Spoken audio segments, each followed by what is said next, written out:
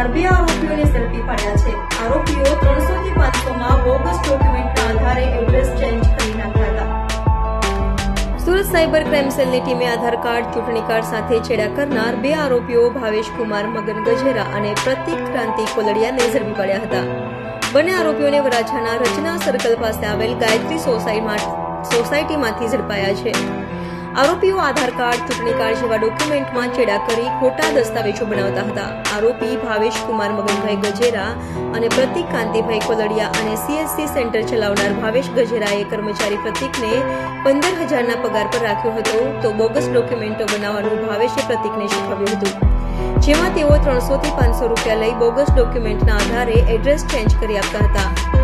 હાલ તો સાયબર ક્રાઇમની ટીમે CSC સેન્ટર ચાલતા આખો રેકેટનો પર્દાફાશ કરી 2 આરોપીને ઝડપી પાડી વધુ તપાસ હાથ ધરી છે।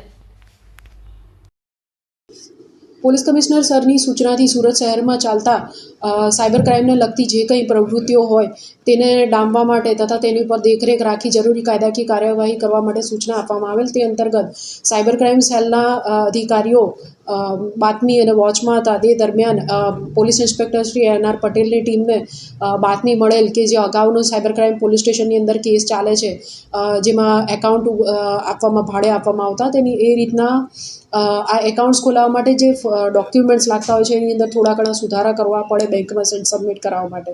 તો એ પ્રકારની જે કામગીરી છે એ વરાછા વિસ્તારમાં રચના સર્કલ પાસે આવેલી ગાયત્રી સોસાયટી પાસે એક સોસાયટીમાં એક ઓફિસ છે ત્યાં ખાતેથી કરવામાં આવે છે।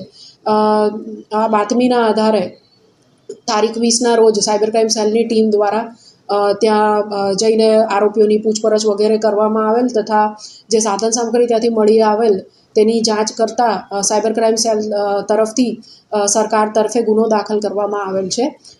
આની અંદર 2 આરોપીઓ મળી આવેલ છે, ભાવેશ કુમાર મગનભાઈ ગજેરા તથા પ્રતિક કાંતિભાઈ કોલડિયા। ભાવેશ ગજેરા જે છે એ CSC સેન્ટર ધરાવે છે, જે આધાર કાર્ડની અંદર સુધારો કરવાની કામગીરી કરે છે। એના ઉપરાંત સરકારી કામકાજ જે હોય, કોઈના રેશન કાર્ડ સુધારવા તે એ જે પ્રકારની કામગીરીઓ એ કરે છે। ભાવેશ જે છે એ આધાર કાર્ડની અંદર સુધારો કરવા માટે એક જેને ડાઈ કહી શકાય કે એક પહેલેથી ફોર્મ બનાવેલું હોય જેને આધાર કાર્ડના કાં તો બીજા કોઈ પણ ડોક્યુમેન્ટના ફોર્મમાં સુધારવા માટે એને ફોટોશોપથી પેસ્ટ કરીને એક ફરજી ડોક્યુમેન્ટ જેવું બનાવે છે।